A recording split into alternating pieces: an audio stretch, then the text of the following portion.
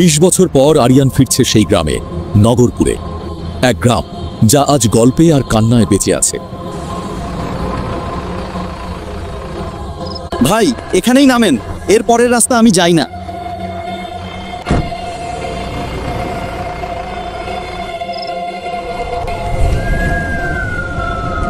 বাবা, এখানে কেউ নেই কেন?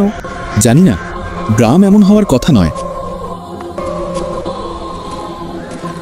এক বৃদ্ধা এগিয়ে আসছেন, মুখে আলো নেই, চোখে গ্লানি। তুই আরিয়ান না? আপনি আমাকে চেনেন? চিনব না কেন?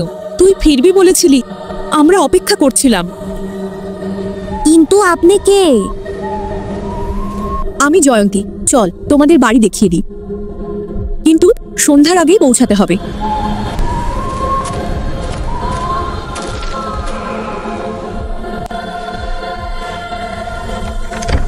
বাড়িটা এত পুরনো কিন্তু ধুলো নেই, এটা স্বাভাবিক নয়। আরিয়ান, তুই এলি? এখন না, পরে সব বলবো, রাত হয়ে যাচ্ছে। দরজা মজবুত করে বন্ধ করো, রাতে কেউ বাইরে যাবে না। নগরপুরের মানুষ, রাত হলে মানুষ থাকে না। তারপর জয়ন্তী নগরপুরের ভয়ঙ্কর ইতিহাস খুলে বললেন। 15 বছর আগে হামলা হয়েছিল, মানুষ মরেছিল, কিন্তু আত্মারা মুক্তি পায়নি। তারা এই গ্রাম পাহারা দেয়, জীবিত কাউকে যেতে দেয় না। তাহলে আমরা আটকা পড়েছি? হ্যাঁ, যতক্ষণ না ওই সন্ত্রাসীদের বংশধররা ক্ষমা চায়, আত্মারা শান্তি পাবে না। তাহলে আমরা কিভাবে এর থেকে মুক্তি পেতে পারি? শুধু আরিয়ান পারে, তার শরীরে রক্ষকদের রক্ত, তাই সে দিনের আলো এখানে ঢুকতে পেরেছে। তাহলে আমাকে কি করতে হবে? দক্ষিণের অরণ্যে যেসব দস্যুর দল আছে, ওদের এই গ্রামে আনো। আরিয়ান, বাবা, আমি কি সত্যই রক্ষকদের বংশধর? হ্যাঁ, তুই শেষ আলোত, নগরপুরের মুক্তির শেষ আশা।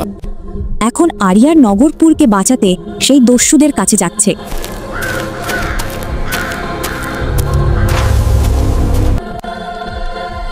কে তুই? আমি নগরপুরের ছেলে, তোমাদের সাহায্য চাই। নগরপুরে ভূত থাকে, মানুষ যায়, ফিরে আসে না।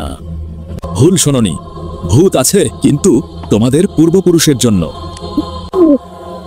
দীর্ঘ সময় ধরে বিতর্ক হলো, শেষমেশ কিছু দস্যু রাজি হলো আরিয়ানের সাথে যেতে। তারপর দস্যুরা হেঁটে হেঁটে আরিয়ানের সাথে নগরপুরের উদ্দেশ্যে রওনা দিল। প্রতিশোধ, প্রতিশোধ!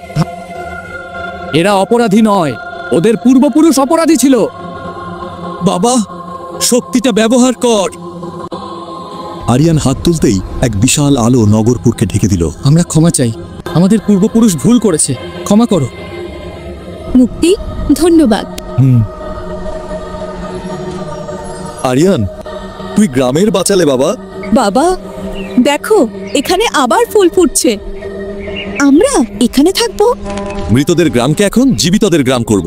নগরপুর আবার জেগে উঠল, আলোর গ্রাম হয়ে। শেষ।